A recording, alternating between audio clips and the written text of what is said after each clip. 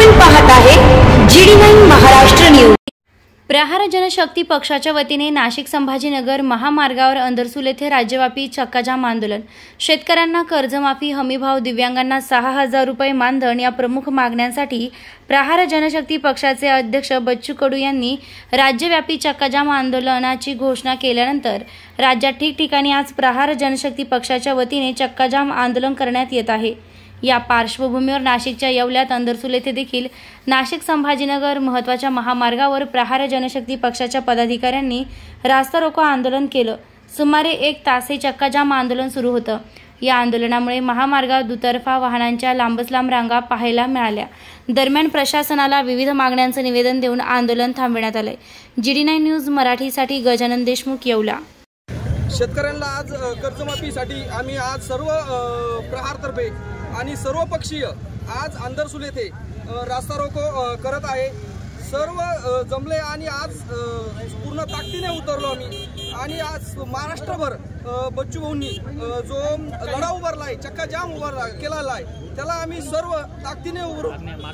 मागण्या आमच्या अशा आहे की शेतकऱ्यांची कर्जमाफी ही पूर्ण झाली पाहिजे, दिव्यांगांना 6000 रुपये पेन्शन झालं पाहिजे, ही आमची प्रमुख 2 मागण्या आहे आणि इतरही आहे। त्यानंतर जे बच्चू वातावरतून जे सांगतील आम्हाला त्या पद्धतीने महाराष्ट्र राज्य हे महान राज्य आहे आणि सगळ्यात महत्त्वाचं पूर्वी जी गोष्ट होती की राजे राजवाडे असायचे, म्हणजे शेतकरी आज दुबार पेरणीच्या संकटामध्ये आहे आणि अतिशय बियाण्याचा तुटवडा, अतिशय गरिबीतून त्यांनी हा शेती उभी केलेला असताना म्हणजे पाऊस अभावी शेतकरी शेती नुकसानीत आलेले आहे, संकटात सापडले आहे। कांद्याचा प्रश्न ऐरणीवर आहे आणि खर्च बेमाफ झालेला आहे। तर दुबार संकटातून वाचवणारे शेतकऱ्याला शासनाने त्वरित दखल घ्यावी अशी आमची विनंती आहे। दुरंग शेलार विखरणी आहे। 1 मिनिट। बच्चू कडू यांच्या प्रेरणेने जे चक्काजाम आंदोलन होत आहे त्याचे मुख्य आणि महत्त्वाचे कारण म्हणजे शेतकरी, कष्टकरी, शेतमजूर, अपंग, दिव्यांग यांचे प्रश्न। या प्रश्नाकडे पूर्वीच्याही सरकारांनी, आत्ताच्याही सरकारांनी अतिशय गंभीरपणे दुर्लक्ष केलेलं आहे। आणि महत्त्वाचा विषय म्हणजे या उदाहरण सांगायचं झालं तर या नाशिक जिल्ह्यामधील 54,040 शेतकऱ्यांचे जमिनी जप्त झालेल्या आहेत, त्यांच्यावरती जिल्हा बँकेचा बोजा चढलेला आहे। त्या शेतकऱ्यांना आता फार्मर ID मिळत नाही, त्यांना कोणत्याही सवलती मिळत नाही, त्यांना सोलर पॅनलमध्ये सहभागी होत नाही, त्यांचा शेतकरी सन्मान निधी रद्द झालेला आहे।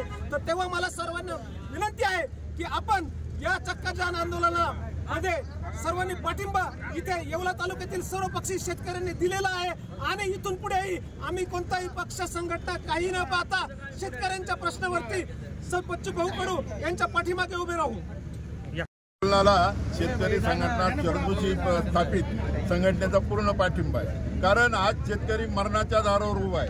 तुम्ही पाहिलं असेल, कधी अवकाळी होते, कधी दुष्काळ पडतो, कधी शेतीमालाला भाव नाही आणि या सगळ्या परिस्थितीमध्ये कर्ज भरलं पाहिजे। कर्ज भरणारे आम्ही आहोत, कर्ज बुडवे नाही शेतकरी, परंतु शेतकऱ्यांची परिस्थिती कोणी समजून घ्यायला तयार नाही।